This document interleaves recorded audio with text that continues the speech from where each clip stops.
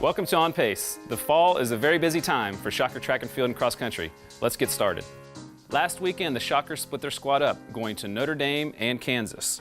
At Notre Dame, the men were put in the prestigious Blue Race, where they finished in 20th place against many of the top-ranked teams in the country. Nathan Wickerin, Gage Garcia, and Zach Penrod all finished within 3 seconds of each other at the front of the pack for WSU.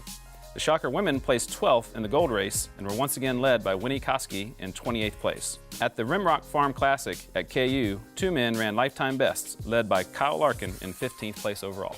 The Shocker cross-country team will have their final regular season competition this week as they travel to Peoria, Illinois for the Bradley Pink Classic. This will be the final race before October 28th's American Conference Championships in Philadelphia, Pennsylvania. At Bradley, they will face Kansas State, Missouri, and Nebraska, as well as former MVC foes Bradley, Illinois State, Northern Iowa, and Drake, and many other small colleges. Several former Shockers have been very busy recently as well. Last week, Alphine Tuliamuk placed 3rd in the USA Championships 10-miler in Minneapolis, Minnesota, earning $7,000 and clinching the overall title in the USATF Summer Road Racing Circuit. Tanya Nero took 2nd place in the 6K race at the Oklahoma State Cowboy Jamboree, and then followed that up with a victory in the 15K race for the kids in her hometown country of Trinidad and Tobago. Former Shocker and countrywoman Samantha Shukla finished 3rd behind Nero. At the Prairie Fire Half Marathon, Sydney Hirsch, a member of last year's WSU squad, won the women's race in 1 hour, 20 minutes, 18 seconds. Look for Tuliamuk, Nero, and Kellen Taylor to all run big time and important marathons in the next couple of months. While the cross-country teams were out of town, Cessna Stadium was filled up with a different kind of athlete. The Shocker Track Club had their annual Masters and Open track meet with a record number of participants ranging from college-age runners to athletes over 90 years old. This is the 6th straight year that STC has hosted this meet at Cessna Stadium.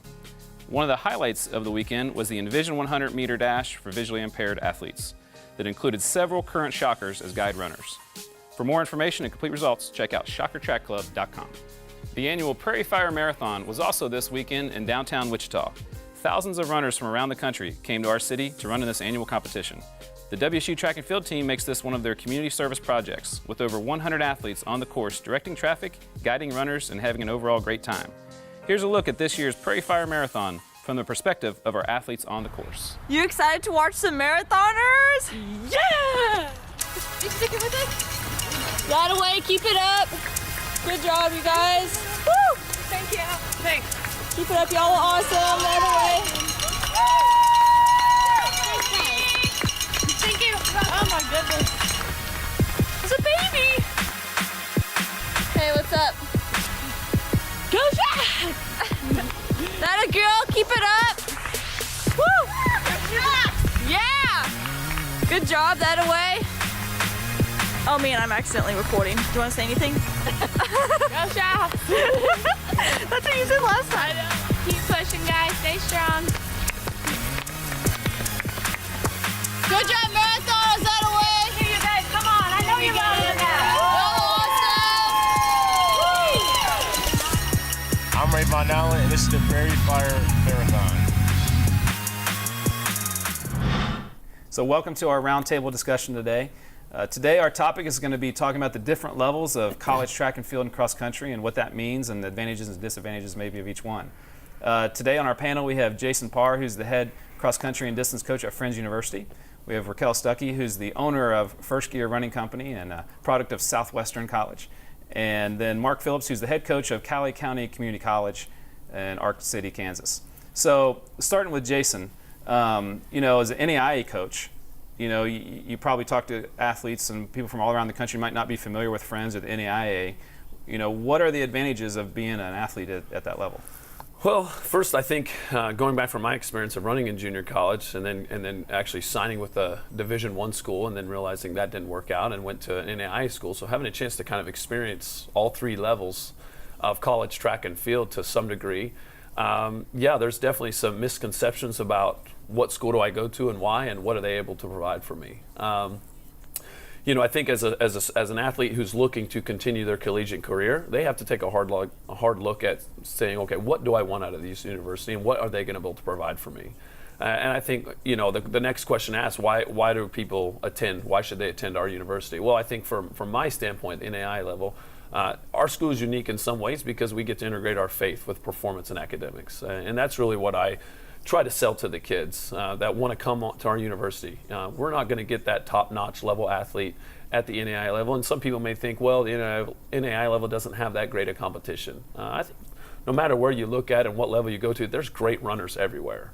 But does this program fit your needs? Coaching style, academics, can we provide you with all those tangible things that you need to be successful in life as you go out into your job? Because at the end of the day, it's about getting a degree.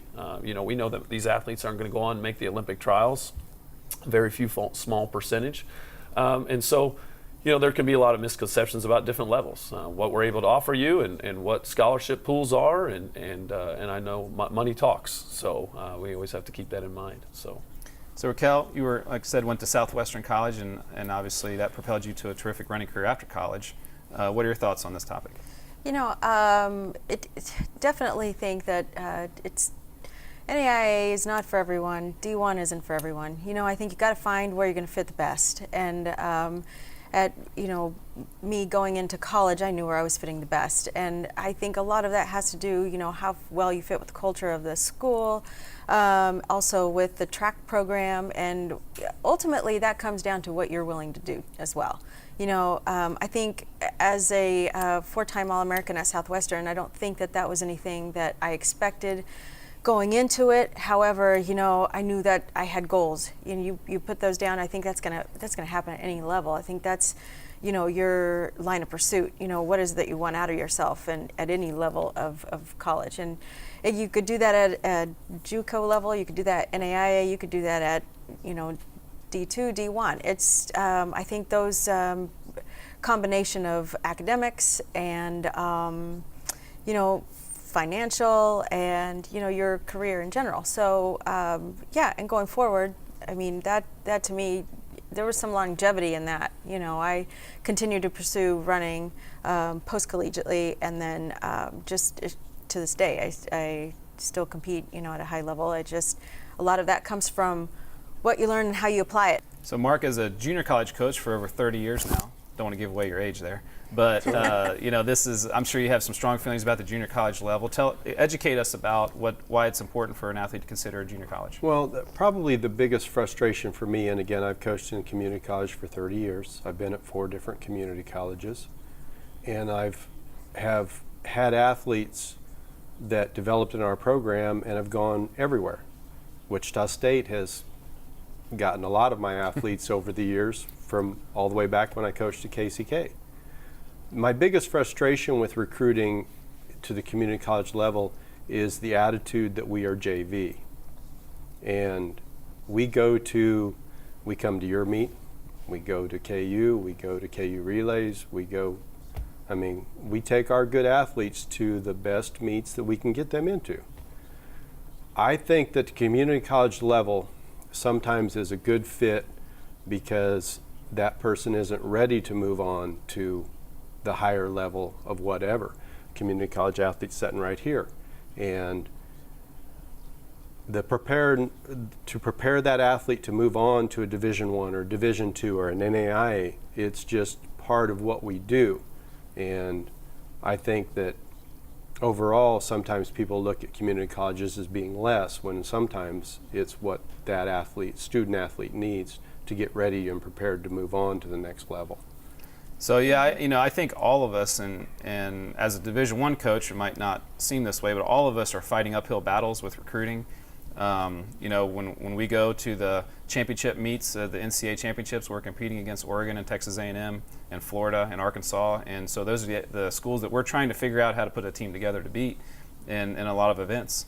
And so I think no matter where you're at, we're trying to sell the positives, and in this discussion, obviously there's positives to every level.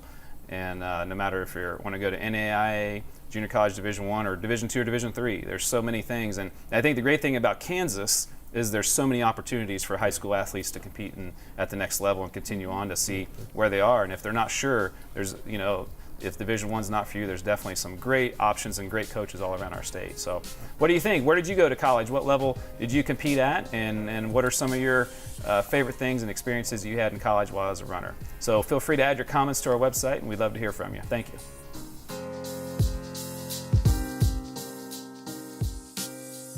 As the weather starts to cool off in October, Local cross-country meets and road races really start to heat up. Here's a look at the upcoming schedule.